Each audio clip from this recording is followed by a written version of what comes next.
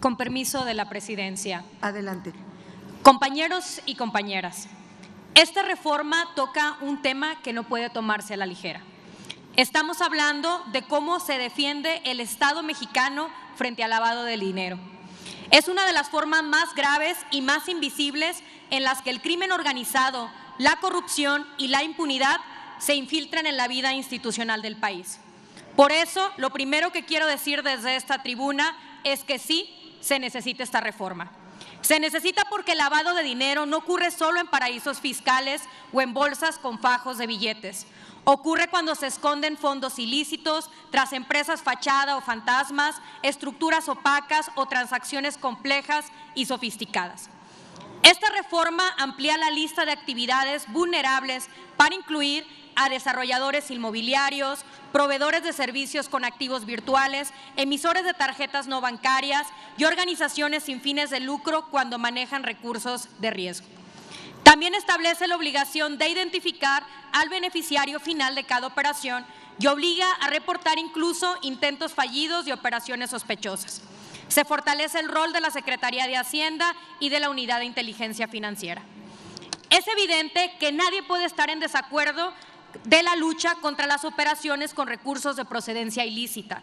Todos coincidimos en la importancia de fortalecer el marco institucional para hacer frente a la delincuencia organizada, más ahora en el contexto de las acusaciones por lavado de dinero realizadas por los Estados Unidos de América en contra de Cibanco, Intercam Banco y Vector Casa de Bolsa. Hasta aquí Movimiento Ciudadano está de acuerdo con el fondo. Reconocemos que México debe cumplir con estándares internacionales, que el Grupo de Acción Financiera Internacional ha señalado áreas de mejora y que es urgente cerrar las rutas que usa el dinero sucio para circular libremente. Pero votaremos en abstención y lo hacemos porque vemos riesgos reales en la forma en la que se estructura esta reforma.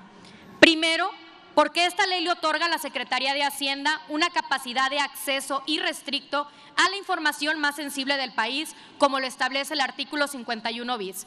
Registros públicos, datos fiscales, información patrimonial, datos personales y hasta biométricos, información de sindicatos, partidos políticos y organismos autónomos. Y todo esto sin control judicial, sin orden de por medio, sin límites expresos. Sí, queremos evitar y prevenir delitos, pero el combate al crimen no puede justificar la creación de un sistema de vigilancia sin frenos ni contrapesos, mucho menos cuando lo que está en juego es la privacidad de millones de personas.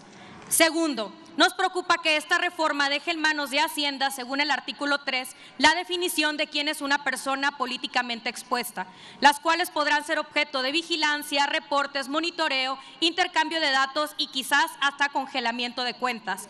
Todo sin controles judiciales efectivos. La ley no lo aclara y lo delega a reglas secundarias, por lo que el margen se vuelve riesgoso. Porque no solo se trata de servidores públicos que ocupan cargos relevantes, eso sería relativamente entendible, sino también de personas cercanas, familiares, socios, allegados o incluso colaboradores. Cuando esa categoría se amplía sin límites claros, se puede usar con discrecionalidad, y donde hay discrecionalidad sin vigilancia, hay riesgo de persecución. Si aprobamos la ley así, entonces permitimos que los adversarios políticos al régimen y también cualquier persona relacionada con ellos pueda ser objeto de investigaciones y medidas restrictivas. Esto representa un riesgo muy peligroso de persecución política y uso faccioso de la ley. Y tercero, esta minuta en el artículo 6 incorpora a la Guardia Nacional en funciones financieras. Y lo decimos con claridad, el análisis patrimonial no es una tarea militar. El control financiero es un asunto civil, técnico y democrático, y abrirle la puerta a la intervención militar sin control del Ministerio Público es un paso más hacia la concentración de poder en manos castrenses. Por eso, desde Movimiento Ciudadano votaremos en abstención, porque sí reconocemos el problema, la necesidad de combatir el lavado de dinero, de cerrar las rutas financieras del crimen organizado y de cumplir con estándares internacionales, pero no validamos esta forma de resolverlo. Porque sí queremos combatir el lavado de dinero, pero no con herramientas que puedan ser utilizadas para la presión política o el control político.